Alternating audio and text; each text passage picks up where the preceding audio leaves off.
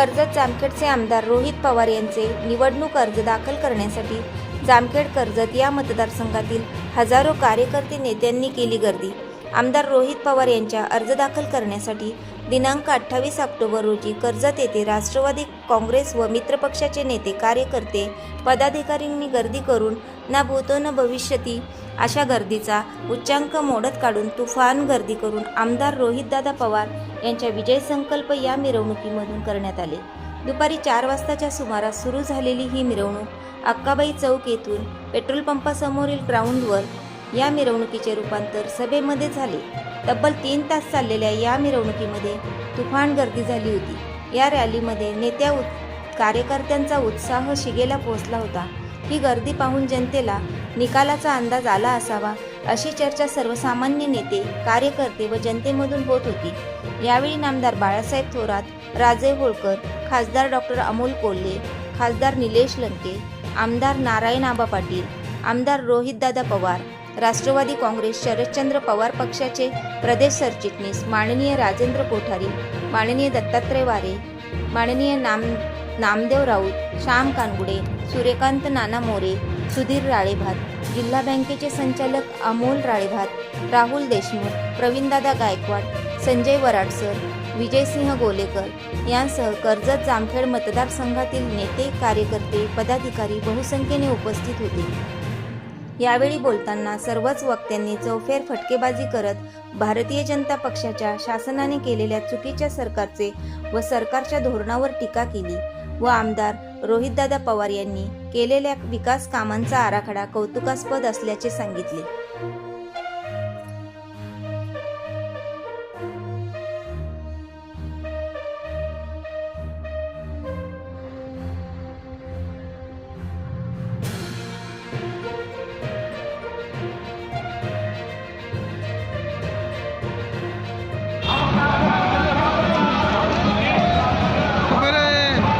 आगे बढ़ो, हम तुम्हारे साथ हैं। महाराष्ट्राचा एकच वादा, आमदार रोहित पवार यांचा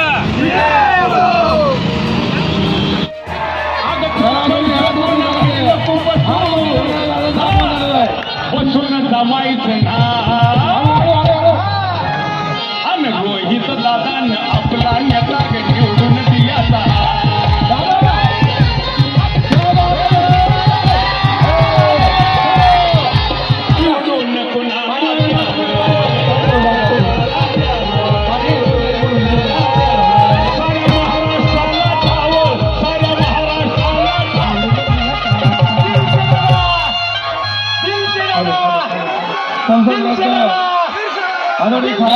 खासदार अमोलजी कोल्हे साहेबांचं आगमन झालेलं आहे। कोल्हे साहेबांना विनंती करतो आपणही पुढे जावं आणि आपण सर्वांनी एकच वादा, अरे एकच वादा पाहुण्यांसाठी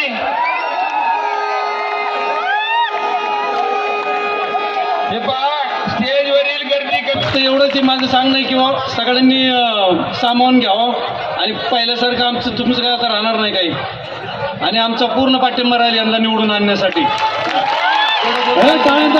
विधानसभा कर्जत जामखेड 227 या मतदारसंघातील आपले लोकप्रिय आमदार आणि उद्याचे लोकप्रिय नामदार आपल्या सर्वांचे लाडके रोहितदादा पवार यांचा आज या ठिकाणी आपण विधानसभेसाठी फॉर्म भरलेला आहे। आपल्या सर्वांच्या साक्षीने खरं हे प्रचार सभा नसून विजयी सभा आहे। मला आज या ठिकाणी आपल्याला खास पाहुणे म्हणून उपस्थित असलेले खासदार अमोल कोल्हे साहेब उर्फ छत्रपती संभाजी महाराज यांना सांगायचंय की कोल्हे साहेब आमचे रोहित दादा आजच निवडून आलेले। 30 तारखेला हा समोर बसलेला जनसमाज आहे, नुसता मतदार नसून हा प्रचारक आहे। इथं बसलेल्या प्रत्येक माणसाने, प्रत्येक व्यक्तीने 10,000 जर मतं आणले तरी 23 तारखेला रोहित दादा 1,00,000 मतांनी निवडून येणार। कोल्हे साहेबांना मला सांगायचंय की या ठिकाणी लढाई नाहीच आहे, ही निवडणूक एकतर्फी होणार आहे. आमच्या समोर भारतीय जनता पार्टीचं अजिबात आव्हान नाही. आम्ही येणार 23 तारखेला या भारतीय जनता पार्टीचा सुपडा साफ करणार आहोत. आमचा समोरचा उमेदवार आणि समोरचा पार्टी, समोरचा पक्ष रोहित दादावर कुठलीही टीका टिप्पणी करायला एकही मुद्दा नसल्यामुळं या ठिकाणी भूमिपुत्र असा एकच जयघोष चालू आहे. परंतु या ठिकाणी मला खरे भूमिपुत्र आम्हीच.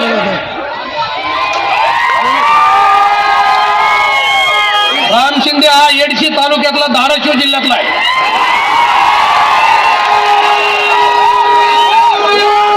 हा इतिहास अजून कोणालाही माहित नाही. कोल्हे साहेब, 2 मिनिट.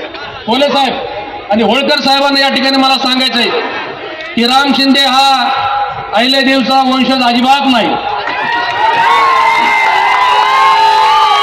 राम शिंदेने आईला देवीला फसवलंय, चोंडीला फसवलंय, महाराष्ट्रातील संपूर्ण धनगर समाजाला फसवलंय. आमचे मित्र वसंतराव सानप आहेत, सकाळचे पत्रकार, तर म्हणजे त्यांनी त्यांना वंशज नेमलं. कारण मुळात राम शिंदेचे आजोबा चोंडीला उदरनिर्वाहासाठी आलेले 100 वर्षापूर्वी आणि अहिल्यादेवी 17व्या शतकामध्ये होऊन गेल्या. कोल्हे साहेब अजिबात लबाड बोलत नाही. धन्यवाद. टाळ्यांच्या गजरामध्ये स्वागत करूया महाराष्ट्राच्या राजकारणामधला राजवंश, महाराष्ट्र राज्याचे माजी प्रधानमंत्री सन्माननीय आमदार बाळासाहेब थोरात. जरा टाळ्यामध्ये स्वागत आपण करूया. थोरात साहेब पुढं.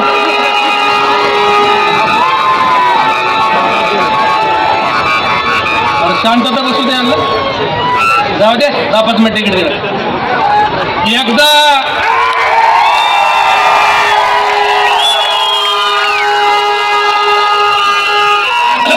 एक जुळून आला म्हणजे कसा येतो बघा. उबटा शिवसेना स्टेजवर आहे, काँग्रेसचे महाराष्ट्राचे नेते स्टेजवर आहे. म्हणजे आपली महाविकास आघाडी फेविकॉल सारखी एकजूट आहे. या ठिकाणी मी सांगत होतो ना भारतीय जनता पार्टीचं आव्हान आहे आमच्या समोर, ना राम शिंदेचं आव्हान आहे.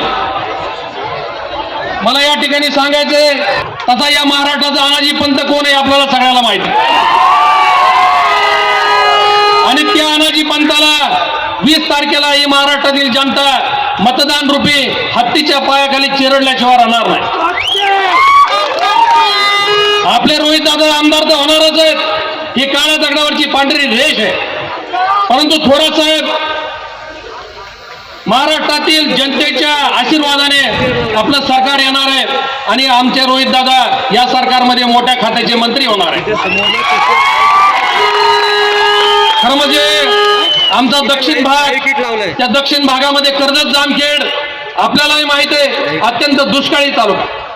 कुठल्याही स्वरूपाची कायमस्वरूपी पाण्याची व्यवस्था नसणारा तालुका, पावसावर अवलंबून असणारी शेती, ऊस तोडायला जाणारे आमचे मजूर, अशा पद्धतीचा आमचा गरीब तालुका. परंतु हा तालुका एकदा एकावर मान टाकली म्हणजे तो विश्वासच देणार. थोरात साहेब आमच्या मतदारसंघामध्ये आज रोहित दादावर बोलायला काडीचा सुद्धा त्या ठिकाणी पॉइंट विरोधकाला नाही. रोहित दादा 21व्या वर्षी व्यवसायात पडले. बारामती अॅग्रो सारखा व्यवसाय त्यांनी चालू केला. 10-12 वर्षामध्ये हा व्यवसाय राम शिंदेचं चोंडीला किराणा दुकान आहे का? जामखेडला कापडाचं दुकान आहे का? मग 10 कोटीचा बंगला राम शिंदेचा झाला कसा? राम शिंदे म्हणतात मी सालकऱ्याचा पोरे आहे, आम्हाला सालकऱ्याचा अपमान नाही करायचा. परंतु सालकऱ्याचा मुलगा एवढा मोठा होऊ शकतो का, हा माझा सवाल आहे. या महाराष्ट्रामध्ये सांगोल्याचे गणपतराव देशमुख नावाचे 10वेच आमदार झाले. एसटीने त्या ठिकाणी मुंबईला जायचे असे आमदार महाराष्ट्राने पाहिले.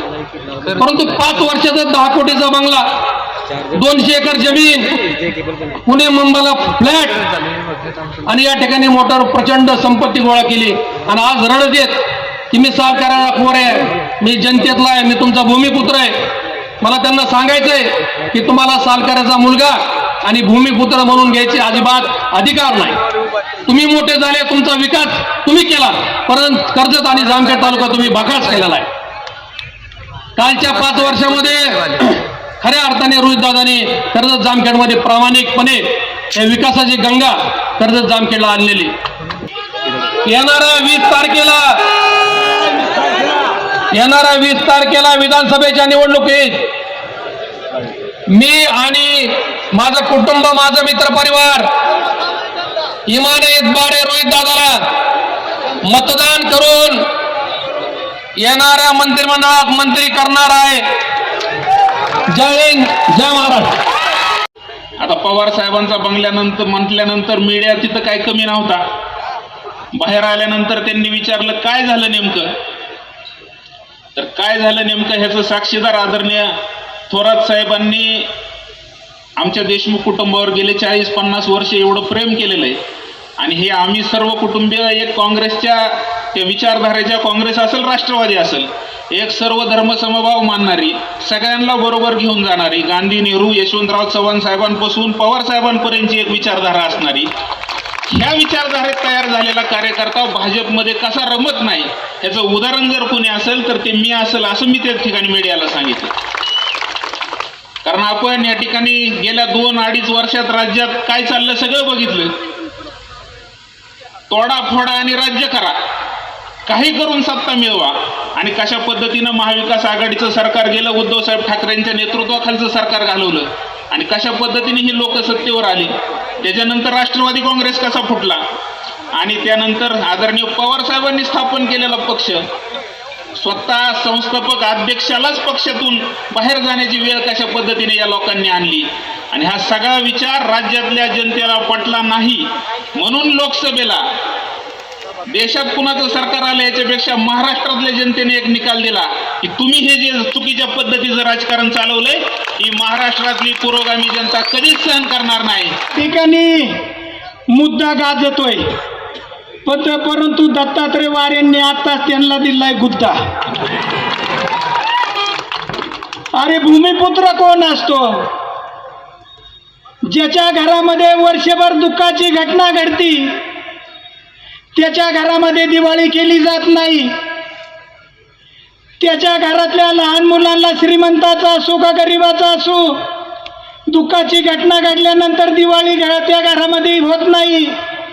परंतु त्या कुटुंबाची दिवाळी घडली पाहिजेत, त्या कुटुंबामध्ये घोडदौड गेला पाहिजेत, त्या कुटुंबाचे अश्रू पुसले पाहिजेत. आणि हेच काम या ठिकाणी 5 वर्ष राजेंद्रदादा पवार आणि सुनंदाताई पवार यांनी केलं. ज्याच्या घरामध्ये दुःखाची घटना घडली त्याच्या घरामध्ये दीपावलीला या ठिकाणी मिठाईचं पाकिट जातं आणि त्या कुटुंबाच्या घोडदौड निर्माण करण्याचं काम केलं जातं. ही पवार कुटुंबाची संस्कृती.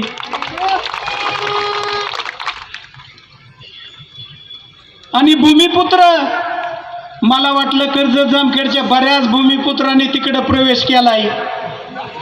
आता ही विधान परिषदेवर आहेत, ह्यांना 4.5 वर्ष यांच्याकडे बाकी. तर मला वाटलं हे गरीब असतील आणि या 2-4 जणातून प्रवेश केलेला कुणाला तरी त्या ठिकाणी संधी भेटन. अरे संधी कशाचं, डमीवर सुद्धा नाव नाही त्यांचं. तर आणि ह्या कर्जत तालुक्यामध्ये एकच भूमिपुत्र आहे बाई, आणि बाकीचे भूमिपुत्रच नाहीत. आणि बाकीचे आहेत की कितीतरी, तिथं सगळ्यांनी बसलेले कोण आहेत? ह्या कर्जत जामखेडचा आमदार समोर बसलेले भूमिपुत्र घडवणार आहेत. या कर्जत जामखेडचा आमदार ही समोर बसलेले भूमिपुत्र आमदार रोहितदादा पवार यांनाच ठरवणार आहेत. जो आमदार रोहितदादा पवार 5 वर्षामध्ये पायाला भिंगरी, डोक्यावरती बर्फ, कितीही जोरात माणसं आली तरी शांततेत वातावरण, आणि हेच आदरणीय पवार साहेबांनी या ठिकाणी ओळखलं आणि महाराष्ट्राचं भावी नेतृत्व कालच्याच या ठिकाणी राजेंद्र भैयाच्या प्रवेशाच्या वेळेस सांगितलं की आता माझं वय 84 झालंय, भविष्यामध्ये रोहितदादा सारख्या तरुणांच्या हातामध्ये हा महाराष्ट्र द्यायचा आहे. ह्या खर्ड्याच्या सभेमध्ये सुद्धा या ठिकाणी आमदार रोहितदादा पवारांचा उल्लेख करून त्या ठिकाणी आदरणीय आमच्या 84 वर्षाच्या तरुणांनी त्या ठिकाणी सांगितलं. आता माझ्यावरती कुणीतरी त्या ठिकाणी शिंदेच्या सभेत कोणतरी म्हणले नामदेव राऊत हेलिकॉप्टर फिरत होता आणि ते कुठेही. अरे म्हणलं नामदेव राऊत हेलिकॉप्टरमध्ये फिरत होता, पण ते हेलिकॉप्टरला फिरणारे फॅन आमचे होते. आता तुमचं हेलिकॉप्टरच उडणार नाही. त्यांचं हेलिकॉप्टरला उडणारे फॅन पैकी लई जण हित आहेत पंख एक कितीतरी पंख इथं टेजवर येतं आणि आम्ही जुनी इमारतीची दगड आहेत ना, पण आमच्यावर एवढा बोजा टाकला. आता ह्या बोजानी आम्ही पायातली दगड पायातच राहणार आहे, पण तुमची इमारत नक्कीच कोसळणार आहे, हे मात्र तुम्ही लक्षात ठेवा. म्हणून माझी त्या ठिकाणी लई नको वाचू, तू तर 20 तारखेला वाचू शिल्लक ठेवू ना. आणि एक मात्र नक्की सांगतो, माघार घ्यायला आणखी वेळ आहे.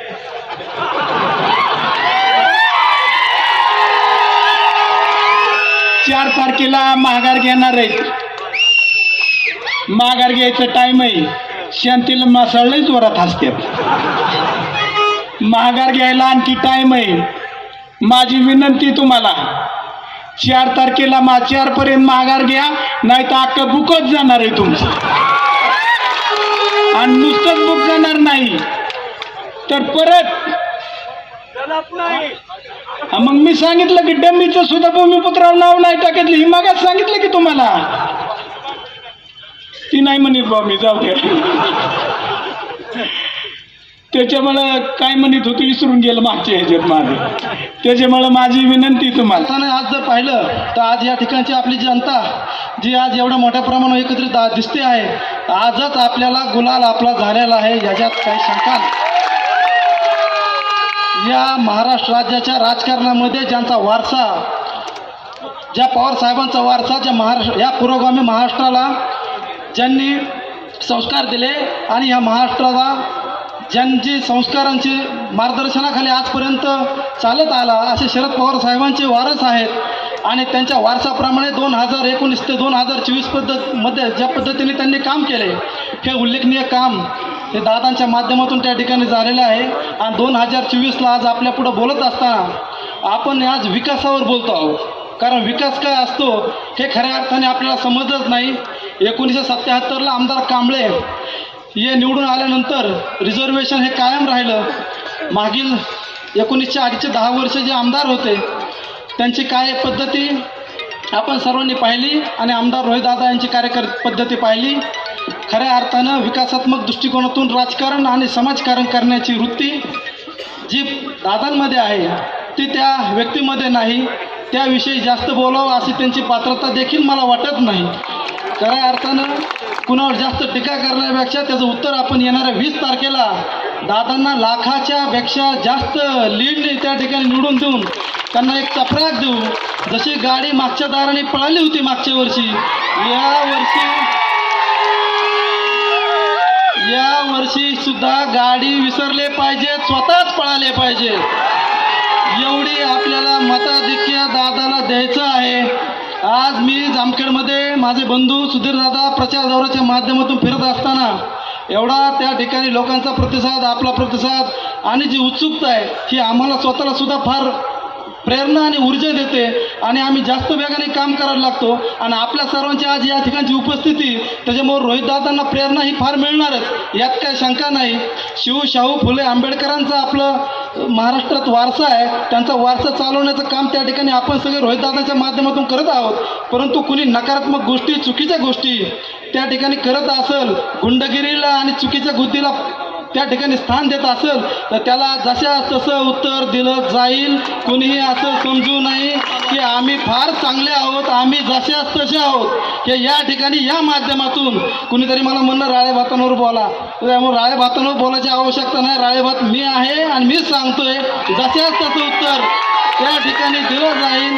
येणाऱ्या 20 तारखेला आपल्याला रोहित दादांना त्या ठिकाणी प्रचंड मता निवडून द्यायचंय.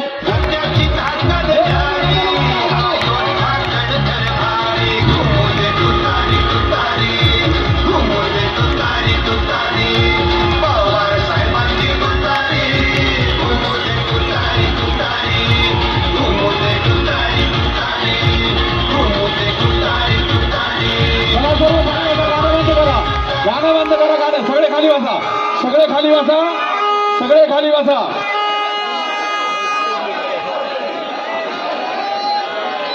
एखादं विद्यापीठ करायचं ठरलं तर कुलगुरू करावं लागेल असे तुमचे रोहित दादा हे तुम्हाला सांगतो.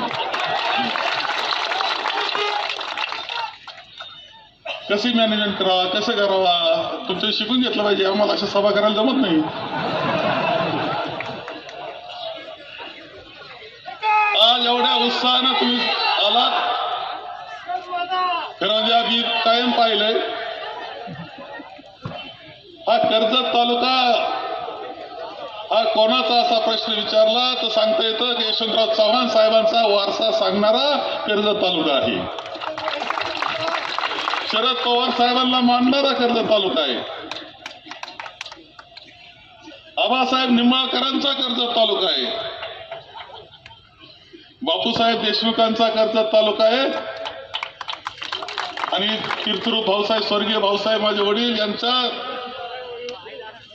जीवाभावाचा कर्जत तालुका आहे. ही वस्तुस्थिती आहे. आणि त्यामुळं असं वाटलं ज्यावेळेस हा मतदारसंघ रोहितदादा करता द्यायचा का, म्हणलं योग्य वारसा योग्य पद्धतीनं त्यांच्याकडे चाललाय. कारण याची परंपरा ही ज्या वेळेस आहे त्या परंपरेतला माणूस इथे यावा ही साहजिकपणे अपेक्षा आमच्या सगळ्यांची होती. त्या पद्धतीने झालं. आपण सर्वजण आता या निवडणुकीला सामोरं जात असताना 3 पक्ष आहेत. राष्ट्रवादीची तुतारी आहे. संपली म्हणताना किती जोरात वाजली आपण सगळ्यांनी पाहिली.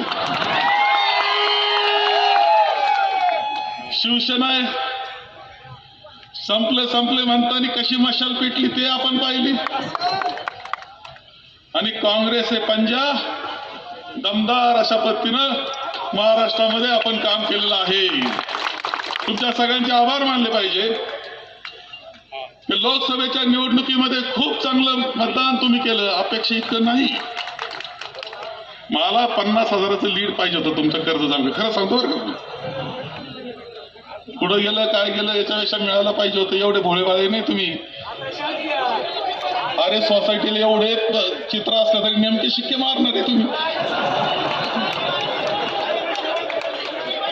परंतु ती सगळी दुरुस्ती आता 20 तारखेला करायची. की भारतीय जनता पक्षाची जी सत्ता केंद्रामध्ये होती, अहंकार झालेला होता.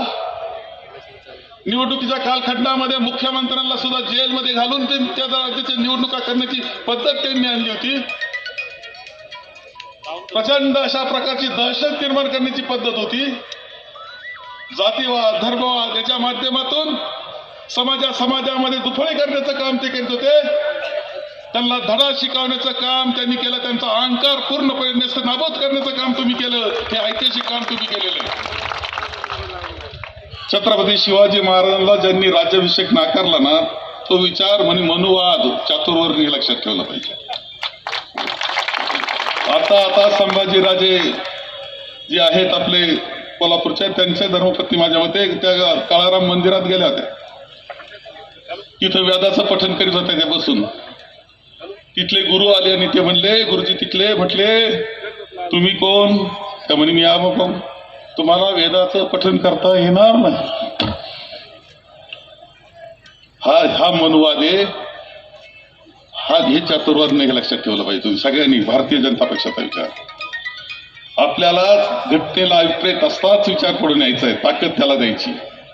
तुम्ही पहिलं काम केलं लोकसभेला म्हणून संपलं असं समजण्याचं कारण नाही. विधानसभेच्या वेळेस ते आणखी ताकदीनं करावं लागणार आहे. आणि आपल्या आघाडीच्या सगळ्या उमेदवारांना विजयी करावा लागणार आहे. विचार बघा यांचे महाशयाचे, आमचे सरांचे, आपल्या विरोधकाचे. तिथं आपण स्वराज्य ध्वज, जगातला सगळ्यात उंच भगवा स्वराज्य ध्वज उभा केला.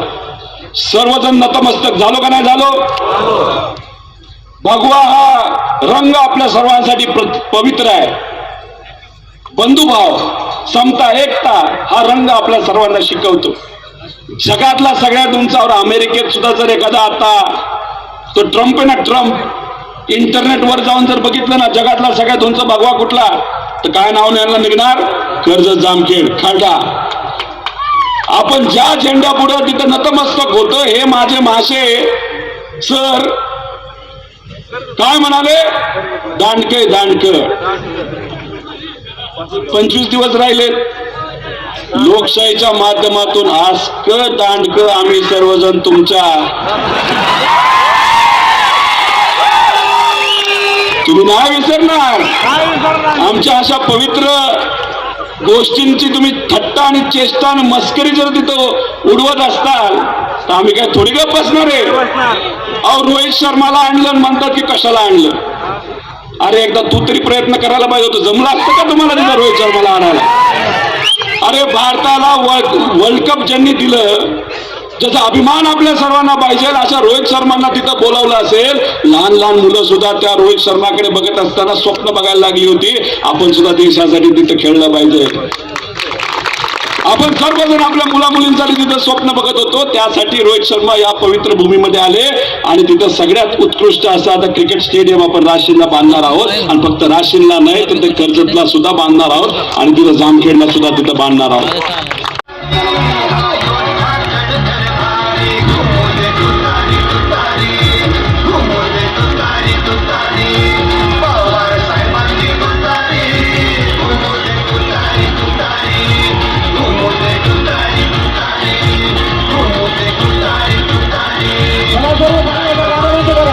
गाणं बंद करा, गाणं. सगळे खाली बसा, सगळे खाली बसा, सगळे खाली बसा.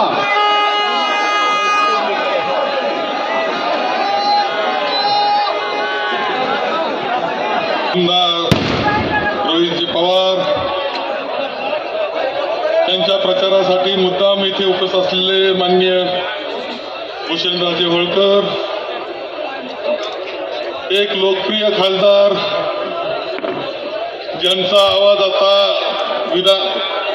लोकसभेच्या सभागृहामध्ये ते ज्यावेळेस बोलतात त्यावेळेस सभागृहच नाही तर अख्खा भारत ऐकण्याकरता उत्सुक असतो. असे खासदार अमोलजी कोले, निलेश लंके येणार आहे अजून आणखी येथे उपस्थित अन्य दत्तराजी वारे. एक उत्साह, चैतन्य, एक करंट दिसतोय तुमच्यामध्ये. किती व्होल्टचा आहे? 2000 व्होल्टचा करंट आहे. आणि हे सगळेजण उत्साह तुमचा सगळ्यांचा आहे. आज नॉमिनेशन केलंय. आज 28 तारीख. मधल्या काळामध्ये दिवाळीचे फटाके वाजणार आहेत आणि 20 तारखेला मतदान आहे. म्हणजे कालखंड मोठा आहे, हे विसरून जाऊन चालणार नाही. तुम्हाला हे जे वारं आहे ते वारं टिकून ठेवायचं, वाढवायचं, वादळाच रूपांतर करायचं आणि रोहित दादाला प्रचंड मताधिक्याने विजयी करायचं. असं काम तुम्हाला सगळ्यांना करावं लागेल. एक तरुण कार्यकर्ता, एक धडपडणारा कार्यकर्ता, मॅनेजमेंट मधला एखादं विद्यापीठ करायचं ठरलं तर कुलगुरू करावं लागेल असे तुमचे रोहित दादा हे तुम्हाला सांगतो. कशी मॅनेजमेंट करावा, कसं करावा, तुमचं शिकून घेतलं पाहिजे. आम्हाला अशा सभा करायला जमत नाही.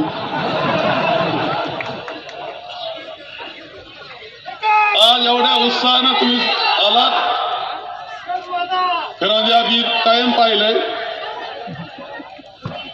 हा कर्जत तालुका हा कोणाचा असा प्रश्न विचारला तर सांगता येतं की यशवंतराव चव्हाण साहेबांचा वारसा सांगणारा कर्जत तालुका आहे. शरद पवार साहेबांना मानणारा कर्जत तालुका आहे. आबासाहेब निंबाळकरांचा कर्जत तालुका आहे. बापूसाहेब देशमुखांचा कर्जत तालुका आहे. आणि तीर्थरूप भाऊसाहेब, स्वर्गीय भाऊसाहेब माझे वडील यांचा जीवाभावाचा कर्जत तालुका आहे. ही वस्तुस्थिती आहे. आणि त्यामुळे असं वाटलं ज्यावेळेस हा मतदारसंघ रोहितदादा करता द्यायचा का, म्हणलं योग्य वारसा योग्य पद्धतीनं त्यांच्याकडे चाललाय. कारण याची परंपरा ही ज्या वेळेस आहे त्या परंपरेतला माणूस इथे यावा ही साहजिकपणे अपेक्षा आमच्या सगळ्यांची होती. त्या पद्धतीने झालं. आपण सर्वजण आता या निवडणुकीला सामोरं जात असताना 3 पक्ष आहेत. राष्ट्रवादीची तुतारी आहे. संपली म्हणताना किती जोरात वाजली आपण सगळ्यांनी पाहिली. शिवसेना आहे. संपले म्हणताना कशी मशाल पेटली ते आपण पाहिली. आणि काँग्रेस हे पंजा दमदार अशा पद्धतीनं महाराष्ट्रामध्ये आपण काम केलेलं आहे. तुमच्या सगळ्यांचे आभार मानले पाहिजे. लोकसभेच्या निवडणुकीमध्ये खूप चांगलं मतदान तुम्ही केलं. अपेक्षा इतकं नाही. मला 50,000चं लीड पाहिजे होतं तुमचं कर्ज जामखेड. खरं सांगतो बरं का. पुढं गेलं काय गेलं याच्यापेक्षा मिळायला पाहिजे होतं. एवढे भोळेबाळे नाही तुम्ही. अरे सोसायटीला एवढे चित्र असलं तरी नेमके शिक्के मारणारे तुम्ही. परंतु ती सगळी दुरुस्ती आता 20 तारखेला करायची.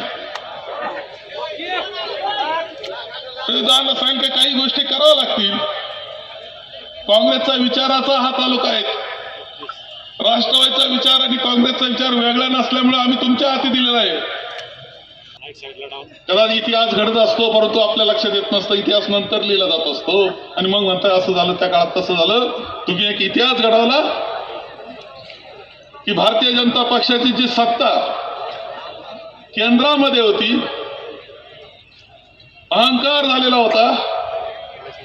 निवडणुकीच्या कालखंडामध्ये मुख्यमंत्र्यांना सुद्धा जेलमध्ये घालून त्या राज्याच्या निवडणुका करण्याची पद्धत त्यांनी आणली होती. प्रचंड अशा प्रकारची दहशत निर्माण करण्याची पद्धत होती.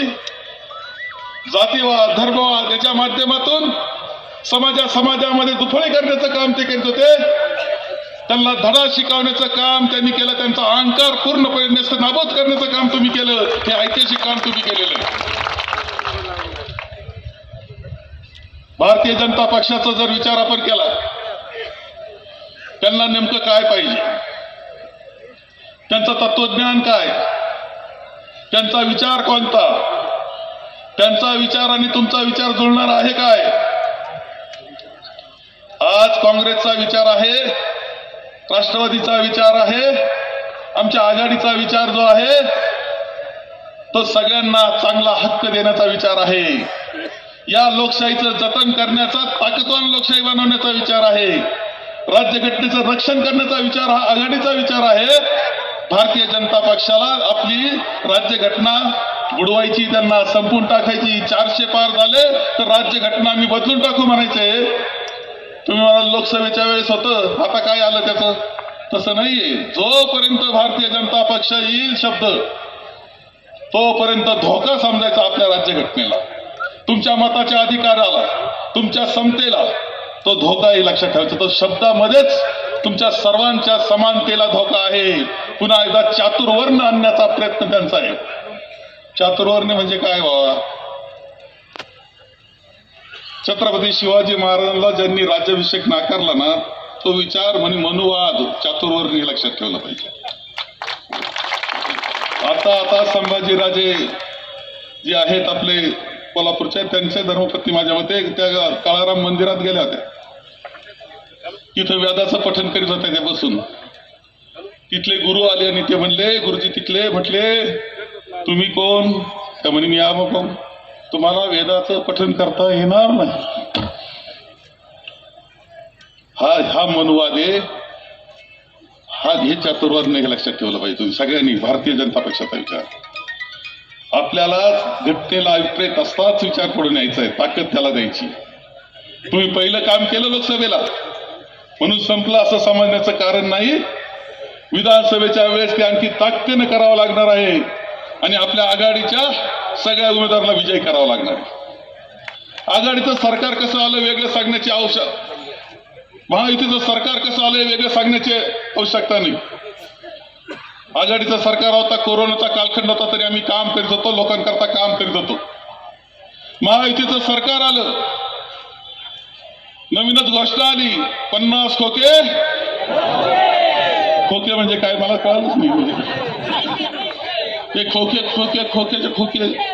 सुरत काय, गुवाहाटी काय, परत पणजी काय, मग आले काय, सरकार बनलं काय समजायला तयार नाही. बनवण्याची पद्धत चुकीची होती हे लक्षात ठेवलं पाहिजे. त्यानंतर आपले जाऊन बस मिळाले त्यांना. आरोप चालले होते, दुसऱ्या दिवशी धोतल्या तांदळासारखे होऊन गेले. वॉशिंग मशीन आहे ते, भारतीय जनता पक्ष नावाचं वॉशिंग मशीन आहे. इकडून झाला तिकडून स्वच्छ. हे सगळं जे आहे हे आपल्या जनतेला मान्य नाही. महाराष्ट्र जनतेला या पद्धतीने सरकार बनवलं हे बिलकुल मान्य नाही, बिलकुल मान्य नाही. पक्षांतर बंदी कायदा आपण केला की आमदारांनी बदल केला आपण पाहतो. कशा पद्धतीने केंद्र बनलं मंत्रालय भ्रष्टाचाराचं हे वेगळं सांगण्याची आवश्यकता नाही. शेतकऱ्याकरता कोणतं खोटे नाटे गोष्टी केल्यात, अनेक योजना आणतायत, परंतु खर्च एवढा की तुमचं श्रावणबाळ योजनेचे पैसे आले का विचारा, संजय निराधारचे पैसे आले का विचारा. अरे ती लाडकी बहीण कसली बहीण लाडकी नाहीये, सत्ता लाडकी यांना. तात्पुरता कार्यक्रम त्याचा चाललाय. काँग्रेस असेल, राष्ट्रवादी काँग्रेस असेल, शिवसेना असेल, आघाडी असेल, हा विचार सर्वसामान्याचा विचार आहे. शेतकऱ्यांचा, कामगाराचा, छोट्या व्यापाऱ्याचा विचार जर असेल तर तो आमचा आहे आणि त्यांना जपण्याचं काम करायचंय. पुन्हा एकदा एक संस्कृती या 5 वर्षामध्ये महाराष्ट्राची जी राजकीय संस्कृती लयाला गेलेली आहे ती पुन्हा दैदिप्यमान करण्याची जबाबदारी आपल्याला स्वतः घ्यायची आहे. आणि म्हणूनच रोहित दादांना प्रचंड मताधिक्याने आपण सगळ्यांनी विजय करावा असं आवाहन करण्याकरता म्हणून मी आलेलो आहे. आदरणीय महाराष्ट्राचे माजी महसूल मंत्री थोरात साहेब आलेले होते. थोरात साहेबांकरता एकदा जरा टाळ्यांचा गजर आपण सर्वांनी करा. हा आशीर्वाद तुम्ही आम्हाला दिलेला आहे. आदरणीय नामदेव बापू राऊत.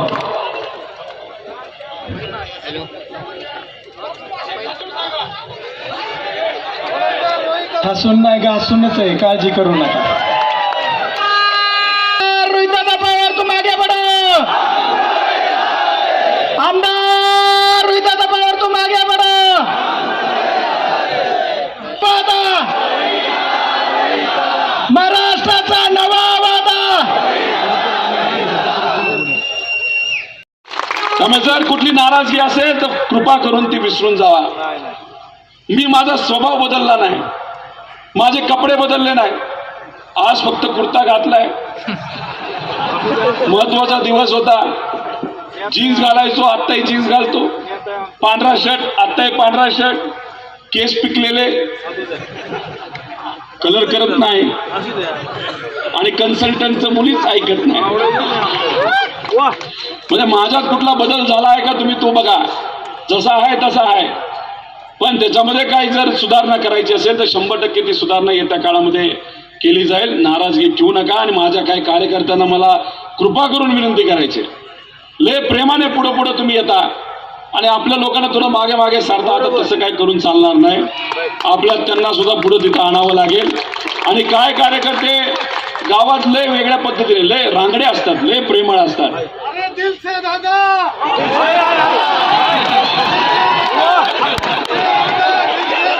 आप गोष्टी झाल्यात. खडी कर्षण सुद्धा काही लोकांचे बंद केलेत, काही लोकांना उगाच अडचणीत आल्यात, काही खोटे कलम टाकलेत. 25 दिवस तुम्ही तुझं वाट बघा. 25 दिवसानंतर ज्या कुठल्या अडचणी असतील त्या 100% आपल्या सर्वांच्या सोडवल्या जातील. त्यामुळे कोणाला घाबरत नाही तिथं. अहो आता दररोज आपल्या कर्जत जामखेडची बातमी या टीव्हीवर दिसते का नाही सर? त्यामुळे कर्जत जामखेडचं वजन या महाराष्ट्रामध्ये राजकीय पटला वाढलं का नाही वाढलं? अहो एका सिंगल टर्मचा आमदार होतो, तुमच्या कृपेने झालेलो. आता फक्त ट्रेलर झालाय, सुरुवात तर आता 2024 पासून होणार आहे. त्यामुळे कर्जत जामखेड इथं नाही राहणार. कर्जत जामखेड प्रगतीच्या बाबतीत फार पुढे जाणार आहे आणि तो पुढे जात असताना सगळ्यांचीच काळजी आणि या मतदारसंघाच्या प्रत्येक व्यक्तीचा विचार केला जाईल एवढंच या ठिकाणी आपल्या सर्वांना आश्वासित करतो आणि थांबतो. जय हिंद, जय महाराष्ट्र, राम कृष्ण हरी. तुमच्या सगळ्यांचा उत्साह, मगाची रॅली बघितल्यानंतर मला एका गोष्टीची खात्री झाली आहे की रोहित दादांच्या विजयाची तुतारी ही नक्की वाजणार आणि जोरदार वाजणार. ह्याच्यात कोणतीच शंका ठेवायचं आज इथं कारण नाही. आता या सरकारवर काय बोलायचं? मगापासून इथले सगळे मान्यवर सगळ्यांनी या सरकारबद्दल आपल्याला सांगितलेलंच आहे. पण मला तुम्हाला हेच विचारायचं आहे की मागच्या 10 वर्षात जे आजचे दिन त्यांनी सांगितले होते ते आले का हो? तुमचा फोन जरा काढून बघा, तुमच्या खात्यावर ते 15 लाख आले का हो? तुम्हाला रोजगार देतो म्हणाले होते, तो रोजगार मिळाला का? पहिल्या कॅबिनेटमध्ये धनगर समाजाला आरक्षण देतो म्हणाले होते, ते आरक्षण मिळालं का? उलट धनगर समाजाच्याच विरोधात या शासनानं GR काढला आणि या धनगर समाजाची उपहेलना केली. मला तुम्हा सगळ्यांना विचारायचं आहे की या सरकारचं करायचं काय? या सरकारचं करायचं काय? आणि मग आता ही जी आजची सभा आहे या सभेमध्ये ही खरोखर खात्री पटलेली आहे ही प्रचाराची अर्ज भरण्याची अजिबात सभा नव्हती. ही रोहित दादांच्या विजयाची साक्ष देणारी याची सभा आणि यासाठी मंचावर उपस्थित असणारे संसदेतले माझे सहकारी, ज्या माणसाच्या कामाचा मी स्वतः चाहता आहे ते खासदार निलेशजी लंके साहेब, पुण्यश्लोक अहिल्याबाई होळकरांचे वंशज आदरणीय भूषणराजे होळकर, ज्यांच्या प्रचारासाठी खरं तर नामांकन अर्ज भरण्यासाठी आपण आलो होतो, ते महाराष्ट्राचं उमद युवा नेतृत्व रोहितदादा पवार. आणि हे नाव घेताना मनात विशेष वेगळ्या भावना आहेत आणि याचं फार महत्वाचं कारण असं आहे की आपण फार जास्त सगळे मतदार म्हणून भाग्यवान आहात आणि मी स्वतःला आज भाग्यवान समजतो. कारण महाराष्ट्रभर फिरत असताना हाताच्या बोटावर मोजण्या इतकी नजरेत भरण्यासारखी नेतृत्व असतात असा नेता, असा आमदार तुमचा कर्जत जामखेडचा आहे, ज्याच्याकडे उभा महाराष्ट्र आशेने पाहतो. जास्त बोलणार नाही कारण मगाशी रोहित दादांचं भाषण ऐकल्यानंतर मी लहानपणापासून ऐकलं होतं बिन पाण्याने हजामत, आणि मला कळायचंच नाही बिन पाण्याने हजामत म्हणजे काय असती. मगाशी रोहित दादाचं भाषण ऐकल्यानंतर मी हळूच प्रवीण दादाला म्हटलं, दादा याला म्हणतात होय बिन पाण्याने. त्यामुळे त्याविषयी फार जास्त काही बोलणार नाही कारण बोलण्यासारखं काही आवश्यकता नाही. लोकसभेला कळले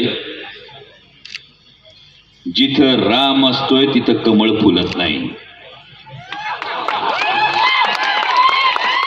मी सांगत नाही बाबा, लोकसभेला पाहिलंय अयोध्येला फुललं का, रामटेकला फुललं का, काळा राम मंदिर नाशिक मध्ये फुललं का? म्हणजे राम असला तर कमळ फुलत, वेगळं सांगायची गरज नाही. आणि त्यामुळं आता थेट देवेंद्र फडणवीसांना एकच भीती, रोहित दादाचं लीड किती. मगाशी तुम्ही एक घोषणा केली, नाही ही घोषणा करताना जबाबदारीने करायला लागेल ना तुम्हाला. मगाशी कोणीतरी भारी घोषणा केली, महाराष्ट्राचा नवा वादा. मगाशी तुम्ही दुसरी घोषणा केली, महाराष्ट्राचा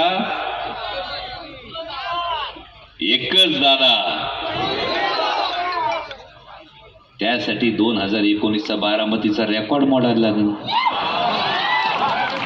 आणि हा रेकॉर्ड तुम्ही मोडाल याची मला खात्री आहे. कारण ही निवडणूक, अनेकांनी रोहितदादांच्या विषयी अनेक गोष्टी बोलल्या आणि जेव्हा जेव्हा रोहितदादांच्या विषयी बोललं गेलं बच्चा आहे असं खूप जणांनी सांगितलं, तेव्हा मला कायम असं वाटत राहिलं, जे बोलत होते त्यांच्या दृष्टीने रोहित दादा कच्चा नाही, तो सच्चा आहे हे लक्षात ठेवा. आणि कदाचित रोहित दादांना त्यांच्या वयावरून हिणवणाऱ्यांना कदाचित इतिहासाचा विसर पडला असेल की मिर्झा राजा जयसिंग जेव्हा स्वराज्यावर चालून आला होता तेव्हा त्याच्याशी वाटाघाटी करायला गेलेल्या युवराज शंभूराजांचं वय होतं अवघे 9 वर्षाचं. आणि त्यामुळं राजकारणात कुणाला वय नसतं, राजकारण वय जाणत नाही. जनतेने डोक्यावर घेतलं तर रोहित दादा नावाचं वादळ महाराष्ट्रात थांबत नाही.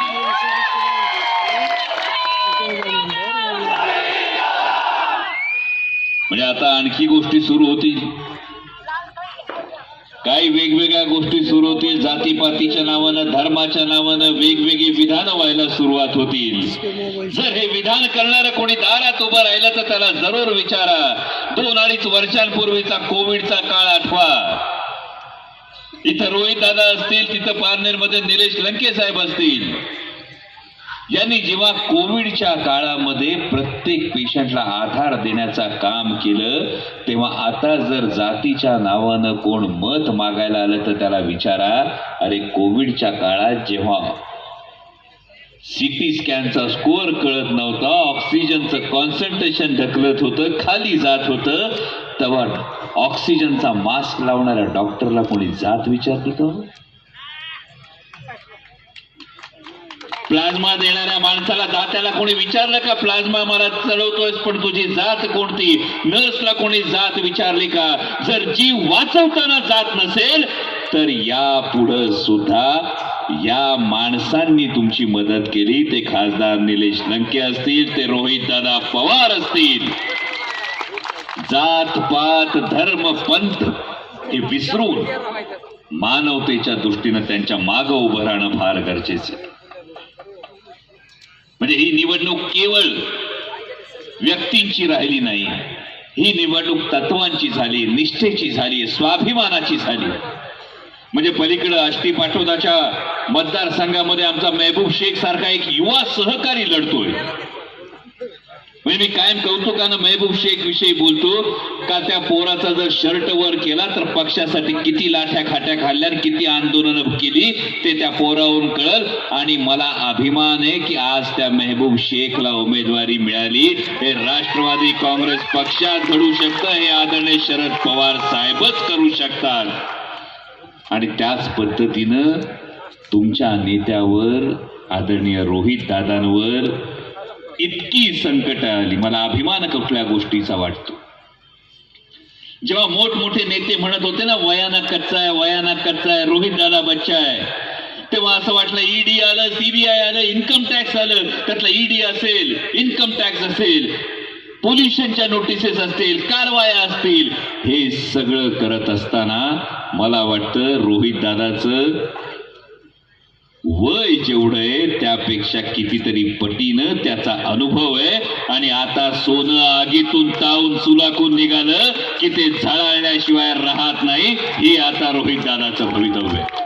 आणि म्हणून तुमच्या सगळ्यांना विनंती, म्हणजे खरं तर सगळ्यांनी सांगितलं, रोहित दादांनी विचारलं मला महाराष्ट्रात फिरायला परवानगी आहे का? तुम्ही सगळ्यांनी होकार दिला. मी मागं बसलो होतो, घाईघाईने कोणीतरी खासदारांना सांगितलं, लंके साहेबांना सांगितलं तुम्ही जबाबदारी घ्या. तुम्ही लय नशिबान उघड्या हो. म्हणजे कसं आहे ना, तुमच्याकडे एक नाही, तुमच्याकडे 2-2 हिरे आहेत. म्हणजे आमदार बी हिरा आहे तुमचा ना, खासदार बी हिराच आहे. आणि त्यामुळे मीच पक्षाला विनंती केली महाराष्ट्रभर फिरण्यासाठी जोडीला मला. आता जर ही डबल लॉटरी कर्जत जामखेडकरांसारख्या हुशार मतदारांनी लक्षात घेतली तर बघा 4.5 वर्ष विधान परिषदेचा बी आमदार आहे आणि विधानसभेला निवडून आल्यानंतर थेट मंत्रिपदाला गवसणी घालणारा आपला रोहित दादा सुद्धा आहे. पण आता वेगवेगळे प्रचार होतात. हे वेगवेगळे प्रचार होत असताना अनेक जणांनी भूमिपुत्र भूमिपुत्र भूमिपुत्र असं सांगितलं.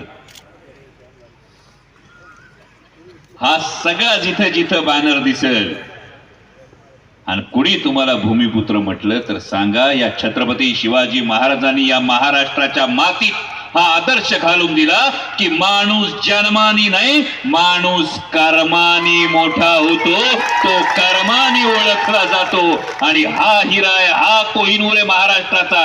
हे भवितव्य उद्याचं ज्याने आपल्या कर्मानं आपलं कर्तृत्व या कर्जत जामखेड मध्ये रेखलं.